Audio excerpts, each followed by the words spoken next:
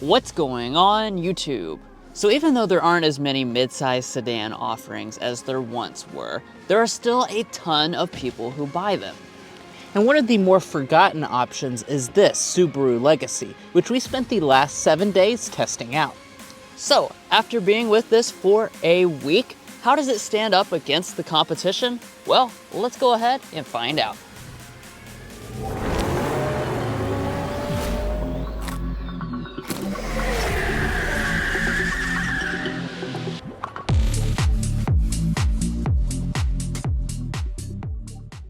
Now, like with all of our reviews, the first place we want to start off with is under the hood for a quick spec dump. Now, when it comes to the Legacy model, you are going to have two different engines. You have a standard 2.5 liter boxer 4-cylinder, or if you choose a higher end trim, such as the Sport, you're going to get a 2.4 liter turbocharged boxer 4-cylinder engine. This makes 260 horsepower and 277 pound-feet of torque. Regardless, all models have a CVT and standard all-wheel drive. Additionally, your fuel economy is going to be coming in at 26 miles a gallon combined for this model. However, we've had this for the last 7 days. So in all of our 7-day reviews, we provide real-world fuel economy. So stay tuned for that coming up in the test drive. And in that same test drive, we're going to show you if this is a performance model out on the road, as well as get our signature sound level reading to compare to the other mid-size rivals such as Camry and Accord. But let's go ahead and close up the hood, take a look at the exterior design. So as far as the exterior design is concerned, this Legacy was just refreshed last year for the 2023 model year. And during that refresh, Subaru kind of made things look a little bit more aggressive. The main thing they did up here in the front was make this grille quite a bit larger, so you'll notice that it now extends down into this area, and this is going to be for all the trim levels, although you'll notice that this kind of orangey reddish accent, this will be exclusive to just the Sport trim like we have today. Now let's also talk about the headlights as well. In terms of the headlights, we have a premium LED arrangement standard on all trim levels. You can see you've got the projector LED high and low beam, although the turn signal is going to be incandescent. Down below, you'll also find LED fog lamps on the mid-level limited trim and above.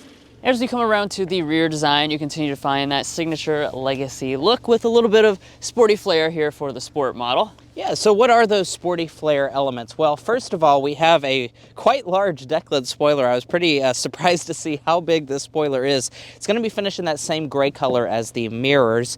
And then let's go ahead and take a look at our taillights for the Legacy, because that's something we like to check out here at Car Confections in all of our reviews, see if all of the elements are LED. And we do have an LED brake light portion, incandescent reverse light, incandescent turn signal. So 1 out of 3 elements are LED for this Legacy. As we drop down, we have special Sport branding. And because we have the Sport, we do have dual integrated exhaust outlets. I like that we have that sporty flair for the dual integrated exhaust outlets. Now in terms of our wheel options, just like the rest of the exterior, nothing too bold or aggressive. You're just going to have the choice between some 17 and 18-inch alloy options. This Sport trim level, as you can see, gets the 18-inch alloy with kind of a dark gray finish, and you'll also see that that same dark gray finish will be reflected up here on our mirror as well. In terms of the technology on board, it is going to be heated, and you have blind spot monitoring on the vast majority of trim levels. Now here at the side, the Legacy is coming in at an overall length of 190.6 inches long. And as far as design elements, there's nothing really special going on here. Now, as far as your safety systems are concerned, Subaru is going to give you all 4 active safety features as standard equipment. So that's one of the really nice things about this Legacy is you're getting all of the safety systems as standard. Additionally, if you choose a limited trim level or above, you will also get rear auto braking. But guys, there's a pretty practical interior on the inside, so let's go ahead and check that out. But first, if you're new here, we're brothers, and we've been reviewing cars since we were 12 and 16. We may be young, but we love cars. And we'd love for you to subscribe to be a part of our Car Confections family. Let's learn a lot, have some fun with all the latest cars. All right, now let's move on to the interior. Before we get inside, of course, as always, we'll take a quick look at our key fob. This is the typical Subaru Smart Entry system, which will be included on the limited trim level and above as standard equipment.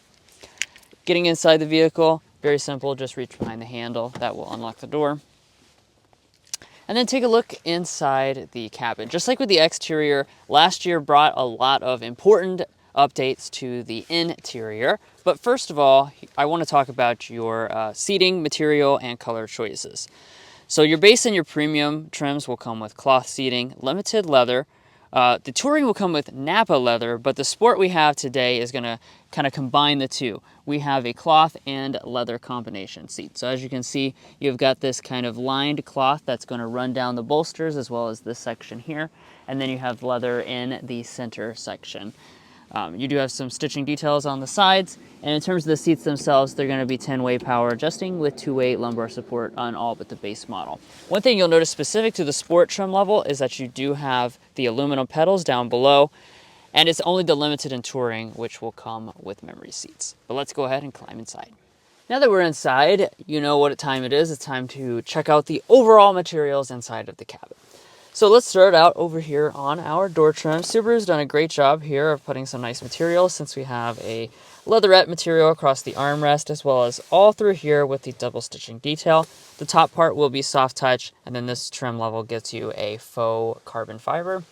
As we go to the upper dash, this will all be soft touch. Leatherette through the center section, more of the faux carbon fiber and stitching details, and then it is going to be padded along the console for your knees to rest against. But let's go ahead and fire it up. Now that it's fired up, let's get into the individual details. First of all, we'll start off with the gauge cluster. Just like all the other Subaru products, they do have a very traditional looking gauge cluster, which is analog, except for our 4.2-inch multi-function display right there in the middle.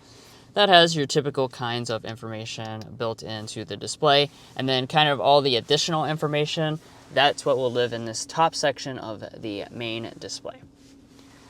Now, in terms of our steering wheel, typical Subaru wheel as well, you will find the leatherette wrapping on all but the base trim level, and we do have manual tilt and telescoping as well as steering wheel heating on our top end trim levels. All right, now let's get into interior storage. Now, of course, the Legacy does share, its packaging really with the Outback, so that makes it a pretty good choice when it comes to that.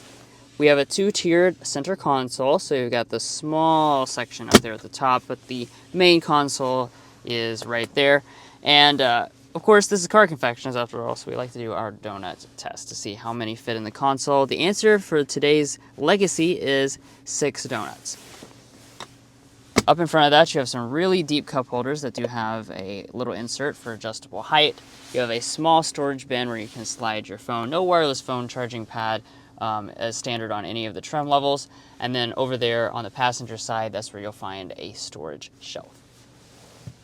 Now, as we zero in on our shifter, traditional style shifter, pull back for drive, bump to the left if you want to activate a simulated manual shift mode, and you do have paddle shifters across the lineup. Going into reverse, we'll bring up the standard backup camera. This is going to include active trajectory. There's no 360 option offered on the Legacy, but if you choose the top-end touring trim level, you can get a front camera as well, so that you'll have the 180 front and rear. And then, of course, P is for park. You also have your electronic parking brake located right above that, and this does come with brake hold. Now, as we kind of move into the main display area, that's where you're going to be greeted with this huge display, which of course is measuring in at a little over 11 inches in size. Inside of this display area, you'll find a lot of functionality. So I'm going to start down here at the bottom and work my way up. This, of course, is our climate control system. All but the base model is going to give you a dual zone automatic climate control panel. You do have physical buttons over here for adjusting your temperature. A lot of the other functions will be inside of this menu.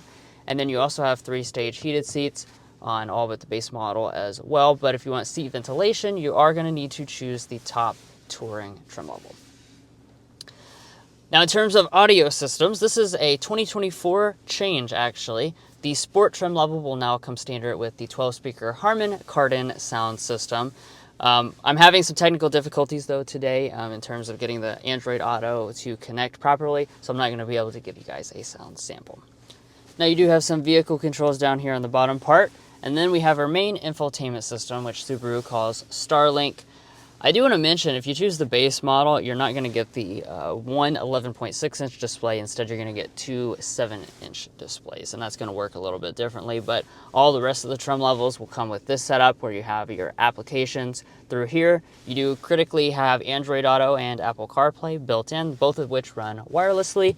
And then, of course, you have a built-in navigation system on your top trim levels. This is powered by TomTom. Rising above, auto-dimming mirror with HomeLink universal remotes will be included on Sport and Touring grades. Also included on Sport and Touring grades will be this standard size sunroof. All right, so let's check out the Legacy's rear seat and see how good this midsize sedan is back here. Now, in terms of space, we do have quite a lot. So we're sitting at about 39.5 inches of legroom, about 37 inches of headroom. So someone who is 5'9", like myself, certainly will fit back here very comfortably. Now, this seat is adjusted to Drew, who's 5'8", and let's see how much knee space that we have remaining. We're sitting at about 8 inches of knee space. That's something we like to measure here at Car Confections, because sometimes those figures can be a little bit deceptive in terms of the actual space that you're going to have.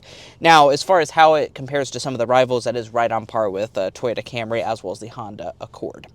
Now, breaking down some of the features, we do have vents on most models of the Legacy. Additionally, we're going to have USB ports on all but the base model. And if you choose the limited or touring trim level, you will also get heated rear seats, which is increasingly becoming a rare feature to be offered on any midsize sedan. So that's certainly very nice that Subaru is including in. And then as we fold down the armrest, we do have two cup holders inside. Looking at your door trim, it's going to be made of mostly nice materials. We have leatherette going through the entire center section and on the armrest portion. And we also have quite a bit of bottle storage down in the door trim. Now, walking up to the trunk area, of course, there is a button under the lid to release it. And as far as this area is concerned, we're going to have, once again, a pretty large amount of space. One of the Legacy's strongest elements is actually its practicality. So 15.1 cubic feet is quite good. Now, as far as how that compares to Camry and Accord, that's about the same as the Camry. It's going to be about 1 cubic foot less than the Honda Accord.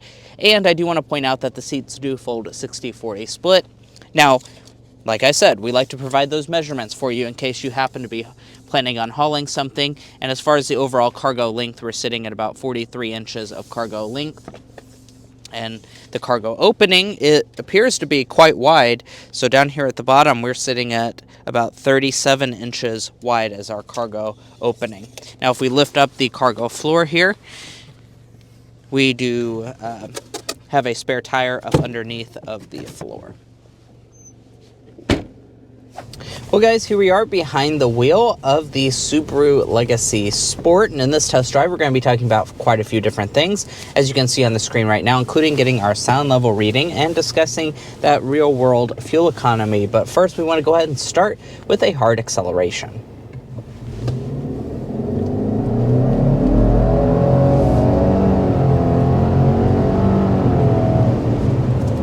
All right, and that's above 60 miles per hour. So, with the Sport trim level, as we mentioned at the spec dump, it does get you the XT engine. That's actually something they changed for the 2023 model year, was making that standard now on the Sport trim level. And that means you're going to have a good deal more power. 260 horsepower, 277 pound-feet of torque, and that's pretty good. I mean, when you're talking about a midsize sedan, it's going to feel pretty punchy, especially with the torque figure.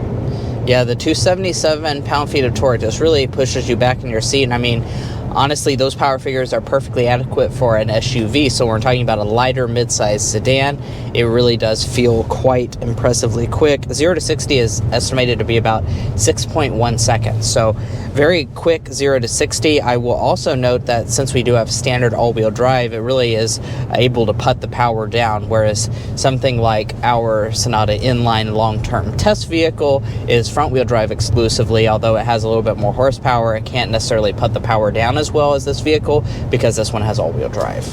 Right, exactly. And then you're also seeing a move towards rivals not offering up-level powertrains. So as you probably realized, Camry is getting rid of V6. Accord does not have the 2-liter turbo anymore. which is limiting your number of options if you want to go fast in the midsize sedan class. Now let's talk about what you get if you choose the other models that do not get the XT as standard equipment, which, by the way, is the sport and touring models exclusively. Those are the only 2 trim levels that will get the XT. If you choose the other 3 trim levels, which will be base, premium, and limited, you'll get a 2.5-liter boxer 4-cylinder, not turbocharged, so it's going to be making 182 horsepower, 176 pound-feet of torque. We've sampled that out in a lot of other Subaru products. It's a perfectly adequate engine. It's just not going to knock your socks off when it comes to power. So if you're someone that likes a little bit more speed, I would certainly recommend going for a sport or a touring trim level. But for most of you guys, I'd say you'd be fine picking the base motor.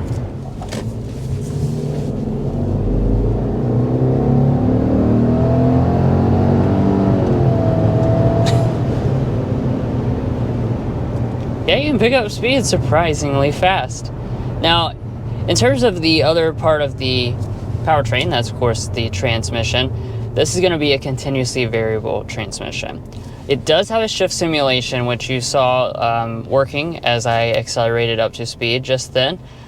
You have 8 simulated gears. You can actually control that with the paddle shifters if you want as well. And, you know, like I've mentioned numerous times already, you do have standard all-wheel drive across all the trim levels, which means you have 2 different fuel economy figures. You're sitting at 30 miles a gallon if you choose the base engine options, or you're sitting at 26 miles a gallon combined if you choose the XT versions, which would be including the sport model. Now, as far as real-world fuel economy, we haven't concluded our week-long test of the Legacy at the time of this filming. However, after driving it for the full 7 days, we'll go ahead and insert a picture to see how that MPG figure compares to the 26 that the EPA says. Now, a lot of times it does have quite a bit of a discrepancy. A lot of times it is very similar, so we'll give you those accurate figures at the end of the week. And while we're just kind of cruising here on the highway section, I do want to talk about your ride quality for this Legacy. Now, the Legacy is a, comfortable midsize sedan first and foremost, and I think that really shines in your ride quality. Throughout the week that we've been driving this around, I have noticed that the ride quality is very good for a sedan like this. It's definitely going to be more on the comfort side than I think a lot of the other midsize sedan choices, which is a good thing when it comes to your ride quality because the seats are comfy. And we have the 18-inch alloy wheels where a lot of the rivals are giving bigger wheel options that kind of make the ride quality a little bit more harsh. All right, I'm going to put it into the sport mode.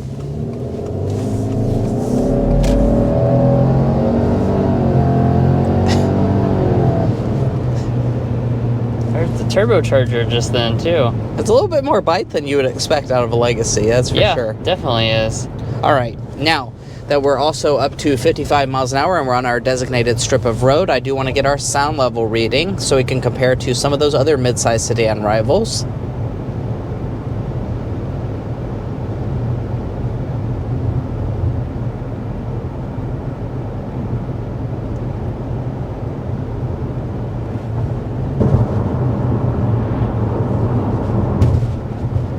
58.7 is where it's settled in at, going 55 miles per hour. And I don't have to sit here and guess how that compares to Accord and Camry because I can actually go to carconfections.com/sound level readings. And on our website, we posted all the cars that we've reviewed on this channel, which are hundreds and hundreds every single year. So we can really compare this vehicle to those rivals and see how good it is. So that test in pretty much the middle of the segment, it's very similar to actually the 2023 Legacy that we tested out earlier. So you're not really going to have very many differences between the sport trim level and the limited trim level when it comes to your sound level reading. So we're out on a country road now, and I'll talk a little bit about the dynamics as we start by going around this corner here.